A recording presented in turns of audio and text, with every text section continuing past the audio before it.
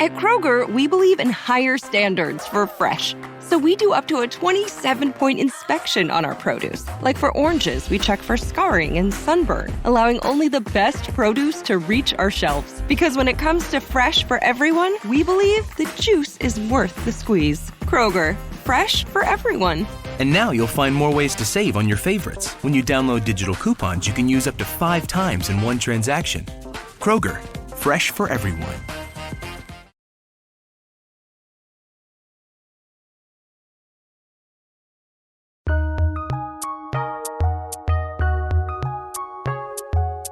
Welcome to the Fantasy NBA Today podcast.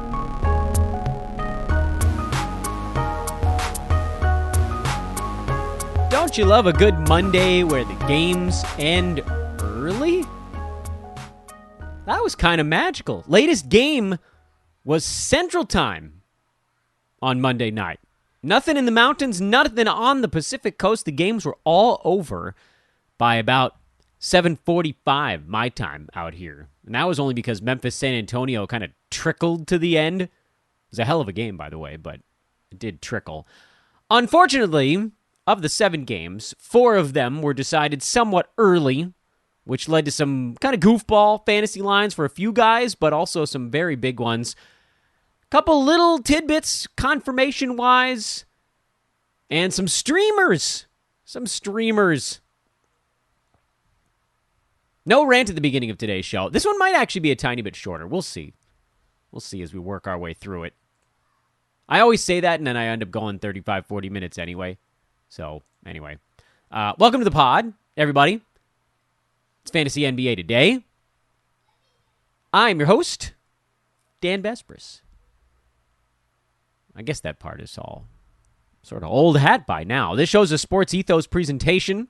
SportsEthos.com, the website at Ethos Fantasy BK on Twitter, the single best fantasy news feed on planet Earth. Second fastest on the planet, best analysis on the planet. That grades out to number 1 because the fastest on the planet has no analysis. And that, friends, is not very helpful. It's helpful if you can do it yourself. Which I suppose is kind of what I'm trying to teach all of you guys to do anyway, so here I am over here talking in circles. I am on Twitter at Dan Vespris, DanBesbris. Hello again to anybody new finding the show. I know, as I've been mentioning, a lot of new social media follows, so I'm hoping that you guys have now located the podcast. I've been trying to push it pretty good on the Twitter channels, seeing if we can bring some more of you into the fold here over on the Spotify, iTunes, whatever side you've decided to use to check this thing out. Please subscribe. I don't know. Whatever. You guys know the drill by now. Let's dive on in. Minnesota beat Cleveland in the early one. Karl Anthony Towns, the self-proclaimed greatest big man shooter of all time, saved his biggest shot for last. 3-pointer to win the ball game at the end. Minnesota added a couple more points at the very tail end of the ball game. Pretty good fantasy lines for a lot of the Timberwolves. Unfortunately, a kind of quiet one again for our guy Jared Vanderbilt, who had 8 points, 9 rebounds, and a block. Really wasn't involved in the first half much at all. Jaden McDaniels got hot. He had 4 3-pointers in the first half. He went quiet, and they kind of flip-flopped in the second half. Torian Prince played relatively well. Prince off the bench. And as far as Vanderbilt goes, I don't know. We're into a playoff situation in some leagues, which, to that end, I could probably make the argument that he's not a must-roster guy. But they've got another ball game tonight. That's part of. We talked about this on yesterday's show. Minnesota's got the back-to-back to start the week, and then a back-to-back towards the tail end of the week. If you wanted to drop him in between those two, that would be okay.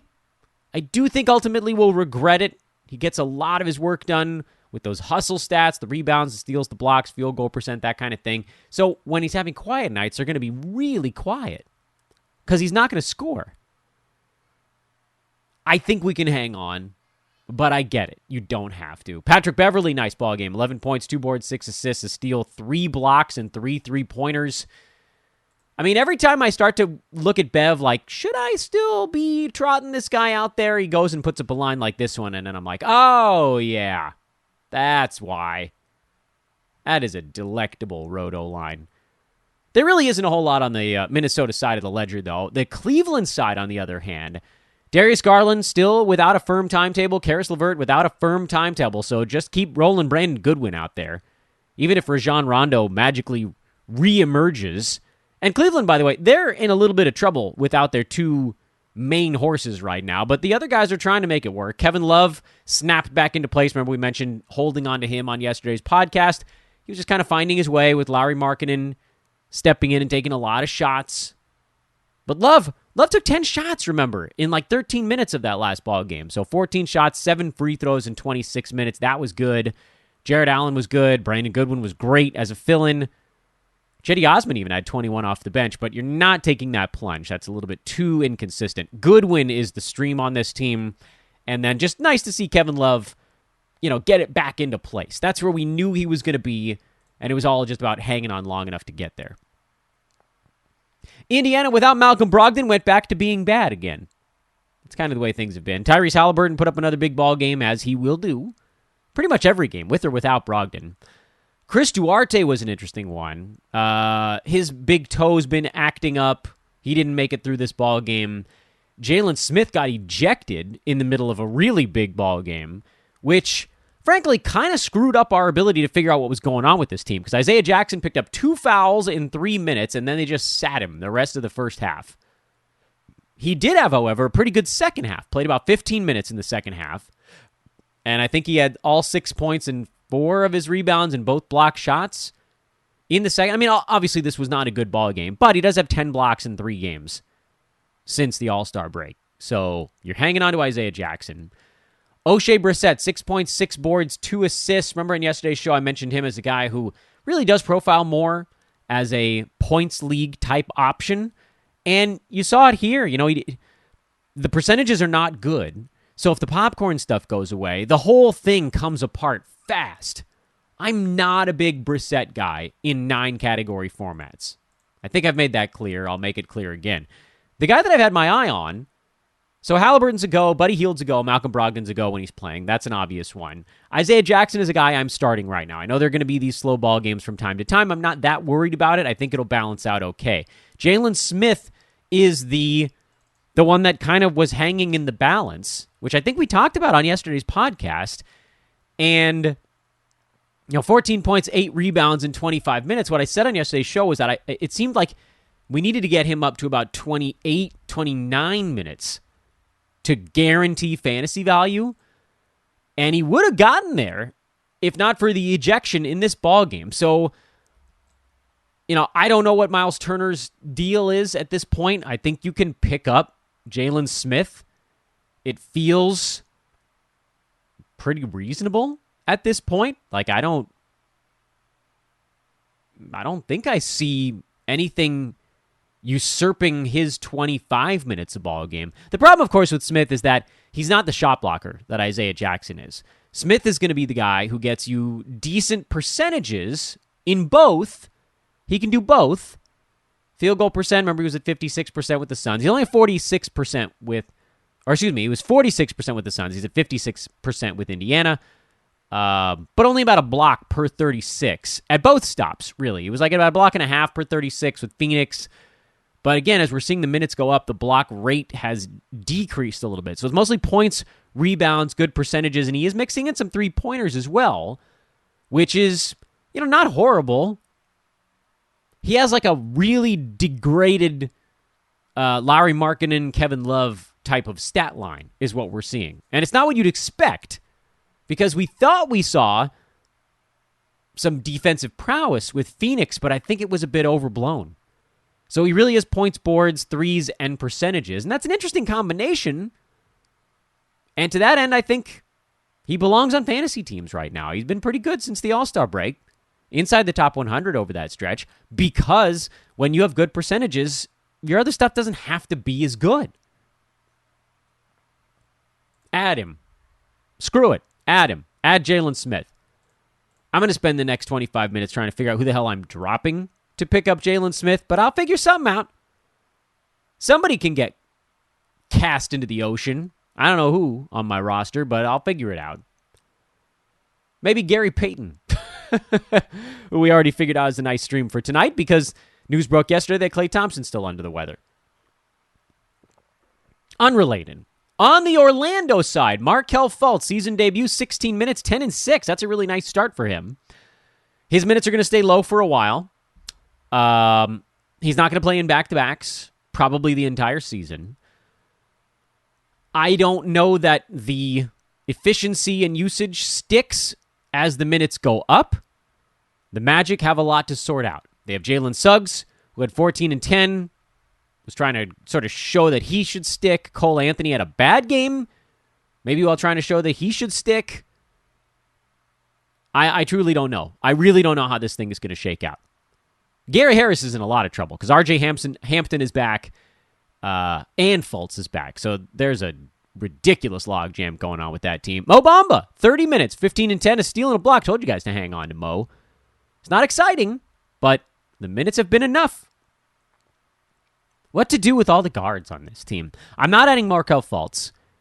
I'm not adding him in Roto because it's going to take him another week or two or more maybe even to get up to normal minutes, whatever they're actually aiming for with him. I'm not adding him head-to-head because the schedule's too weak. But then what does it do to the other guys? Do I drop Jalen Suggs? No, not after this ballgame. Do I drop Cole Anthony? No.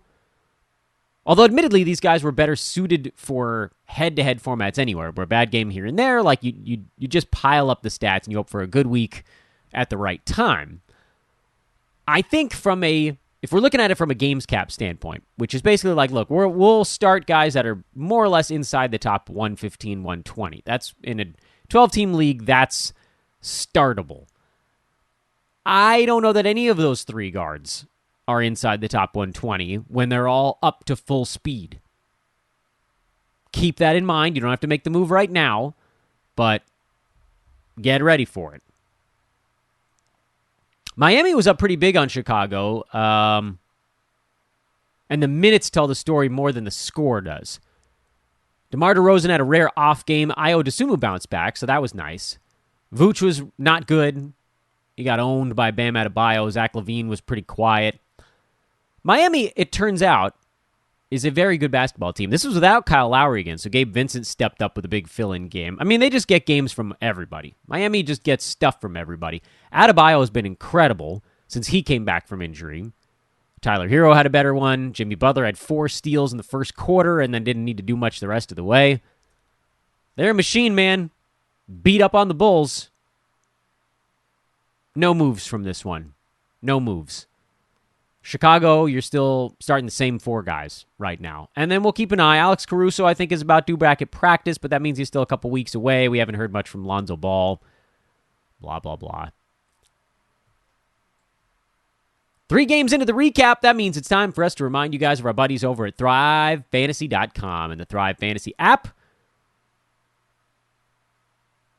Available anywhere apps can be downloaded. The iTunes Store, Android, Apple Android, you got it. You want it, you got it. ThriveFantasy.com. Prop up with Thrive Fantasy and our promo code ETHOS, ETHOS, which gets you not only 100% deposit match bonus, but also 2 $20 contest entry vouchers with a minimum deposit of just $10.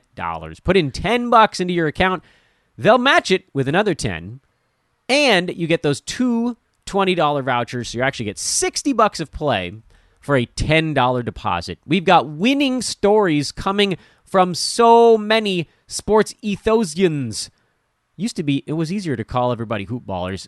Sports ethosers? Ethosians? Sports ethoses was probably the language we speak. Doesn't matter. Go join the throngs of sports ethosians. Winning money at ThriveFantasy.com. All you got to do is figure out prop bets. Are the big names on the card going to score more or less than the number that Thrive Fantasy attaches to them? How much do you think Donovan Mitchell scores in his next ballgame? You think it's a lot? You take the over. You think it's not very much?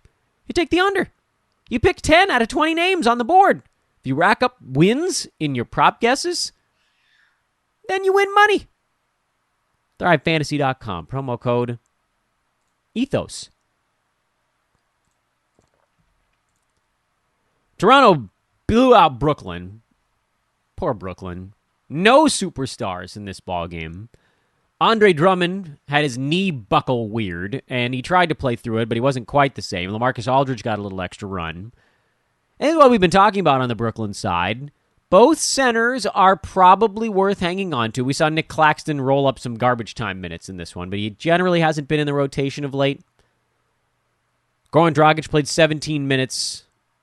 Meh. Thought maybe there was a chance he might get to do a little bit more with no Kyrie. Kyrie's gone for a couple ball games now because now they go to Toronto where unvaccinated folks can't cross the border. So this is why we hung on to both Drummond and Aldridge for now. But it sounds like Ben Simmons is still a week or two away. Kevin Durant has already been ruled out for this ball game, which makes the return later this week still feasible. But, I'd be a little surprised to see him go from getting ruled out a day in advance to playing on Thursday. And then I think they're off until Sunday after that, if memory serves. So you might not see any of the superstars until Sunday, which would be Kyrie, and then maybe Durant? Hard to say. Tough team to stream, though. I think you go big guys, maybe Bruce Brown, and of course Seth Curry. That's the easy one. Scotty Barnes. First really big game for Barnes in a long time. And a huge one. No Freddy Vanvleet. He was resting a sore knee. I wonder if he'll play on the second half of the back-to-back. If he doesn't, Malachi Flynn did just fine as a fill-in in this ball game. Pascal Siakam had a rare off game, but they didn't need it. Toronto had 17 steals in this game. Wowzers. And then, we talked about on yesterday's show, Thad Young, Chris Boucher, sort of eating from the same bucket right now, which means they're probably both droppable. Sad though that makes me feel. I'm a pragmatic fellow when things are not going right for my guys. It's time to get off the ship. And for Boucher, we held on for a long time. It's time to move on there. Thad, we never really added him. He was speculative at the All-Star break, and then he didn't play in that first game. They showed they were going to kind of slowly work him into the mix. And at that point, I wasn't going to wait on it. I thought maybe, we talked about on yesterday's show with on our weekend review that Thad was seeing over 20 minutes a game, but there sort of wasn't enough there with all the different ball handlers on the team. Siakam can play some point. I've seen Gary Trent can orchestrate. Flynn, Barnes, obviously VanVleet when he's healthy. There isn't that same need that the Bulls had for Thad last year to run a point forward spot.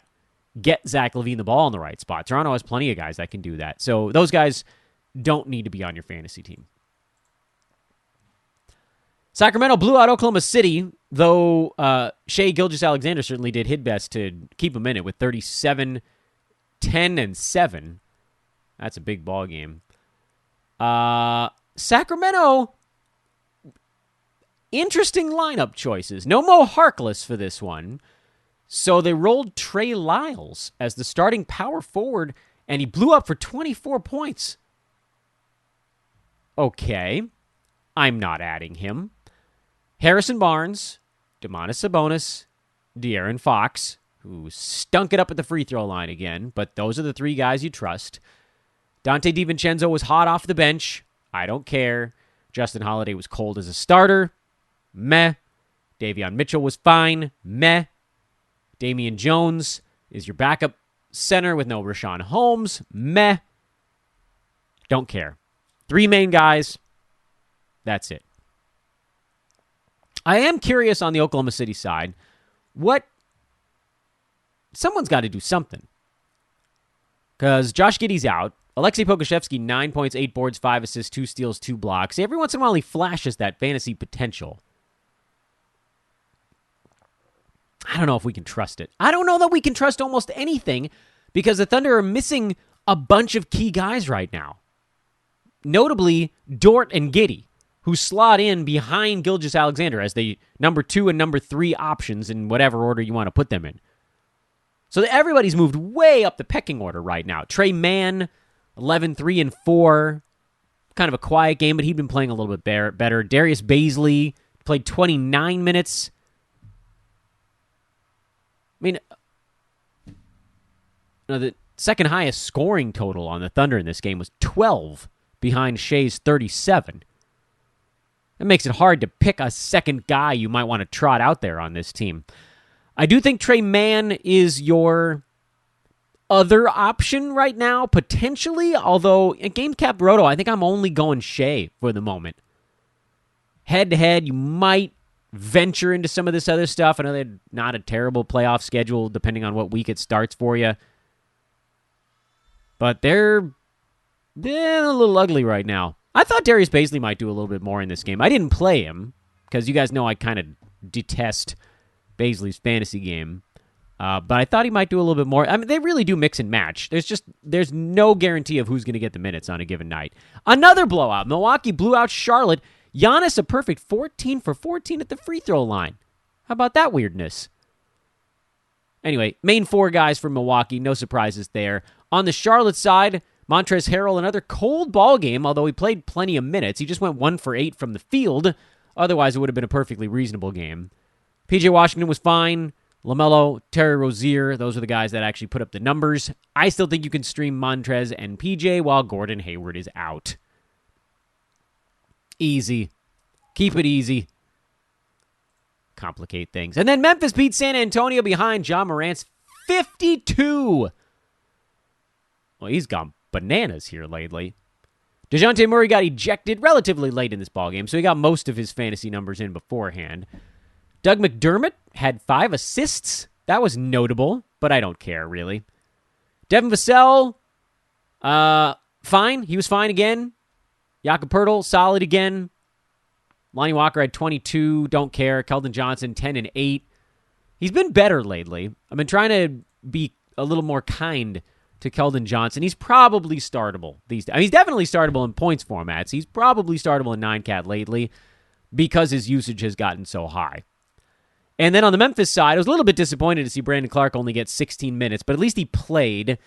I expect better in the next one. It was a little weird, actually, how low the playing time was for Clark. I can't fully explain it, because JJJ was in horrible foul trouble.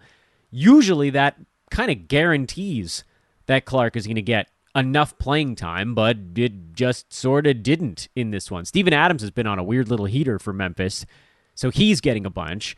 And then Slow-Mo played well again, so he got a couple extra minutes. Whatever it was, it just didn't fall Brandon's way. I'm not abandoning ship on Clark after one game where he got his eye poked and another one where the minutes were just a little bit lower.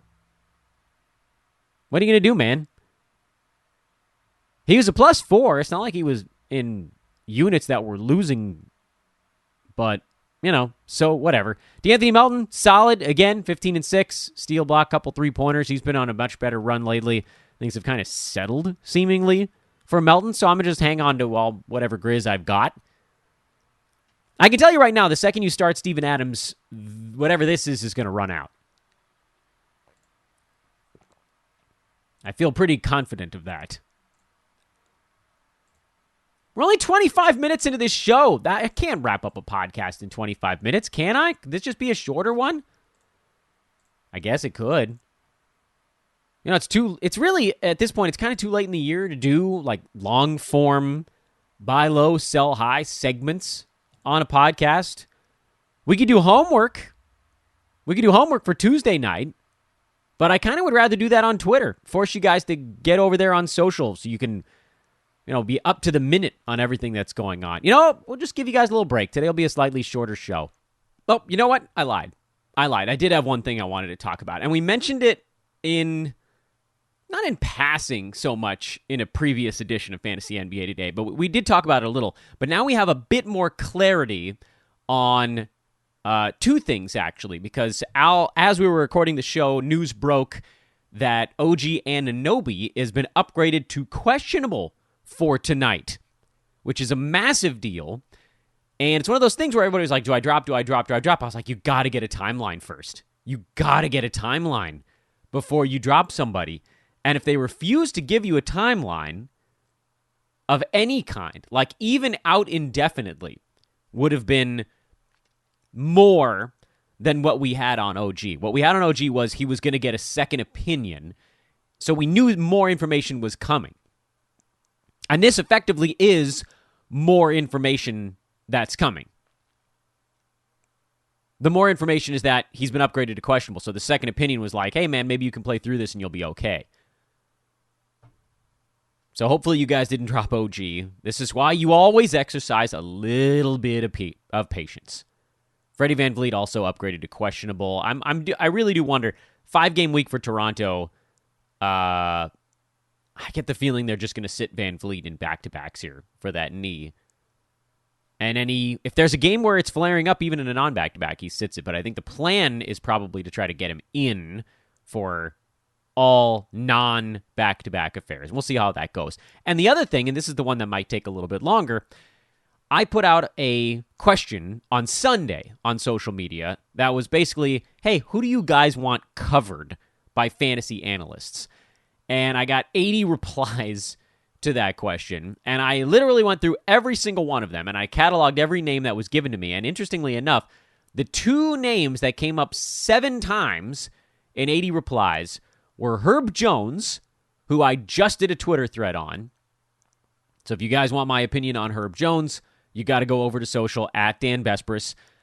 And I did one on Michael Porter Jr. a day ago, but I do think that we need to talk about him on the podcast for a minute, because Denver's sort of a weird, kind of an interesting case study in the other side of my lesson. Remember my lesson from last week during the All-Star break? My lesson was, do a better job of understanding when you're being suckered into a high-usage superstar, which effectively this year was Paul George. I got suckered in. We all did. Many of us did. No Kawhi Leonard. Surely Paul George was going to have a big season. But it was the other side that took effect, which was, hey, Kawhi's probably not coming back until April at the earliest. Probably more like May by the time he actually has his legs underneath him. Maybe not till June. Could Paul George even get the Clippers to May in a normal NBA season, meaning he'd have to get through, one would assume, the first and maybe even the second round of the playoffs before Kawhi Leonard is even on the court again? And that's reality. Pragmatism wins in a situation like that, where George is like, look, I could play through this elbow injury, and I could play kind of poorly, but I could help my team a little bit. But what's the point? Am I going to get us from an 8 seed up to like a 6? And we're still going to get wiped out by the Jazz or maybe not the Jazz, Suns, Warriors, Grizzlies even this year. I doubt that's what was going through his mind. I'm sure he was thinking like Lakers, Suns, whatever, and then the Lakers stunk too. But the point is, Paul George looked at what was in front of him a month and a half into the season and said, what am I doing here? I got to get healthy. And if I get healthy, I'll come back and I'll play. But I'm not playing at half strength.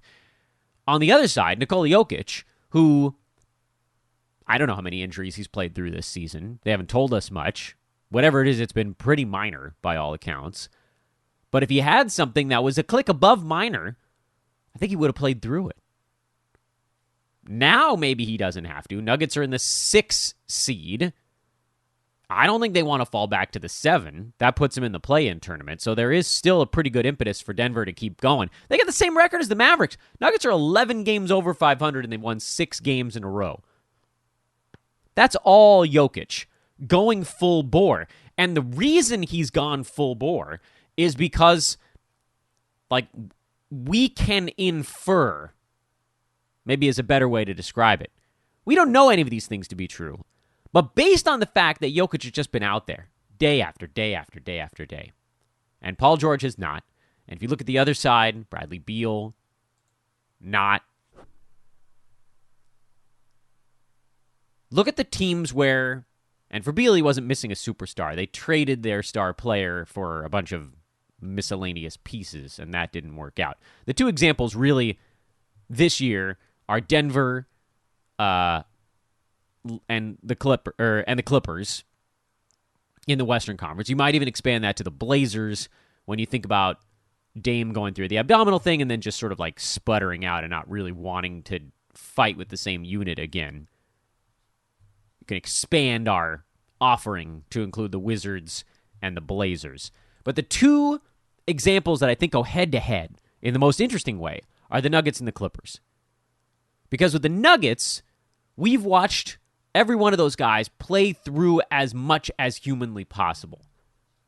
And admittedly, Monty Morris missed time and whatever else. Like, some of these slightly less important players have missed games. Sorry to Monty Morris, but he's less important than Nicole Yokic. The guy who's basically just been there throughout with just a couple of missed games this year is Jokic. And unless he was really dinged up, he wasn't going to sit. And we saw that. And what we can infer from his willingness to play through all of this stuff. Because look, this is also an important point. Paul George sitting and the Clippers are hanging in there in the play-in tournament. If Jokic sat for any extended period of time, the Nuggets would be lucky to win like 30% of their games. They don't have the personnel to win without Jokic. The Clippers have found a way because they have a whole bunch of slightly above average wings. Their whole team. And then like an average center and an average point guard, and they've got okay all over the map, and they've put it together in a nice way. Without Jokic, the Nuggets are toast. I don't think they'd make the play-in tournament if he was there as much as Paul George missed for the Clippers. The reason I bring this up is because that's given Jokic and the Nuggets a reason to push, to press to this point in the season, to say, look, let's make sure we're not in the play-in tournament. Because every week that we buy ourselves is a week that Jamal Murray and Michael Porter Jr. get closer to being at full strength and back with the team. We can reasonably infer from the way the Nuggets have approached this season that they've expected those guys to be back before the playoffs begin. At 100%, doubtful. I don't know that anybody on that team, Jamal Murray, Michael Porter, they're not going to be 100% until next October. But good enough, ramping up, all of that stuff seems quite reasonable. So now we pivot back to Michael Porter Jr., who at his best is a top 20, top 25 type of fantasy player. We got word recently that the Nuggets are expecting him back roughly in the next 2 to 3 weeks, which puts us, I would assume, somewhere between about March 13th and March 20th for his return to the court. We don't have a number, by the way, on Jamal Murray. Maybe it'll be somewhere near there. Maybe a little bit after that. He was injured about a year ago, a little bit less than a year ago, so we should be getting close in one way or another. So we're not going to worry about Jamal Murray for now. We're going to worry about Michael Porter Jr., because that's the guy you guys were all asking about because the news broke. Woj tweeted that he was expected back in the next couple of weeks. It's very different depending on your format right now. On the Roto side, I think you pick him up because let's say he comes back on March 14th, just less than 2 weeks from today. It's a Monday. That gives him 4 weeks of regular season basketball left, one of which you can pretty reasonably assume he won't be fantasy useful that first week. But 3 weeks of Michael Porter Jr., let's say the first week of those, he's playing like 21, 22 minutes a game. The second week, he's up at 23. The third week, he's at 25 or 26. All 3 of those weeks, that would put him inside the top 100. He's a top 100 play in about 20 minutes per ball game. Get him up to 22, 23. That puts him at probably in somewhere in the 75 range. Get him at 25, 26 minutes. He's probably in the top 55, top 60. This is very useful for your Roto lineup. And Denver doesn't have a back-to-back from that point until the end of the regular season. Their last back-to-back is, I think, at the tail end of next week, which I don't think he'll be back for. That would be very soon for him to take the court, especially, off a big back surgery.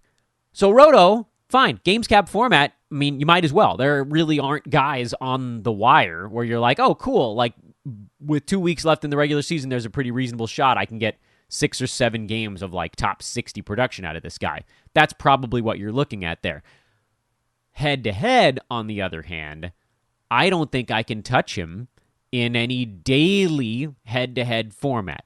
Weekly head-to-head plays a lot like a Roto games cap because you can just leave someone on your bench until you need to drop them in, and you could. If he's good enough to go the last 2 weeks of the regular season, maybe one of those overlaps with your head-to-head playoffs, fine. Weekly, That's good enough. Daily, you can't pick him up. Sorry, you just can't do it.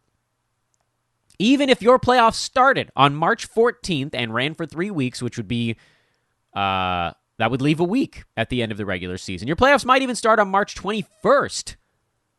You just can't do it. Because if there's any setback at all, they're not going to play him in a ball game. He is very much a risk to miss every game, even without a back-to-back. If there's any setback, they're going to go very gingerly with him. The only way, first of all, you shouldn't be sending your head-to-head to the end of the regular season anyway. I'm going to assume that anybody listening to this podcast has been listening to me say you need to end your season at least 1 week early. I like to end it 1 week early because I hate to cut my season short, but you just can't play that last week in head-to-head. Everything is such a massive crapshoot, and that's the week that would determine who wins a bunch of money. Hell no. You got to wipe that out. And if you're really pragmatic, you wipe out the last 2 to 3 weeks. But let's assume that you guys are all just wiping out 1 week. So April 4th to April 10th are not on the board. Your season ends April 3rd, meaning your playoffs go March 14th to April 3rd. The only way that I could see you maybe adding Michael Porter Jr. is if you had a first-round bye, so your playoffs effectively started March 21st. There is an outside shot. He's playing 22 minutes per game by that week. And if that's the case, then he would probably be better than the last player on your roster. Here's why I still don't really like that. I don't really like that because if it doesn't work out, you've now set yourself behind the 8 ball in streaming, which if you have a first-round bye and you don't have to do anything March 14th to March 20th, you should use every single move that week to set your team up to have a massive games played advantage in the second round of the playoffs. Because your opponent is scratching and clawing trying to get through, maybe you have the 2 seed and the 3 and the 6 seeds are playing each other in your league and they're going crazy. They're using all of their moves to drop all their injured guys March 14th through the 20th. So they come limping into March 21st where you've spent the previous week basically waiting until Friday or Saturday, dropping all your injured guys beforehand, loading up on players set to play a ton of games Monday through Thursday of the following week. And by the time Friday comes around, you've got like a 5-6 game edge on your opponent and all of your weekly moves left. So I really don't like the idea of stashing a maybe going into the playoffs when it's the silly season anyway. March 18th, 19th, 20th, I would bet here's an old-timey expression, I would bet my bottom dollar that some 3 or 4 goofballs that we've never heard of probably surface in the NBA, and you could just use your moves on them. Instead of squatting on Michael Porter and thinking, oh, please, Lord, let the dude get back and let him be playing 22, 23 minutes a game by March 21st, and maybe it'll be useful for me. Just stream the slot. Stream 3 slots. I mean, that's the beauty of having that first-round bye. And if you don't have a first-round bye, you're not going to be able to wait on this dude anyway. So that's the only way you might thread that needle in head-to-head.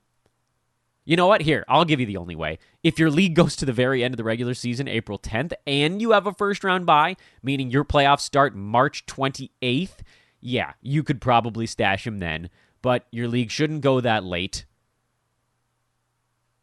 And the silly season is going to bite you anyway. Something stupid is going to happen on March or April 5th, and your 3 most important players are going to go down, and it's not going to matter that you stashed Michael Porter for 3 weeks or whatever. So Roto, Games Cap, weekly formats, go ahead, stash him, because there is that upside built in, and the risk is low in those formats. Head-to-head with your playoffs coming up in the next 2 weeks, don't do it. Work on setting yourself up.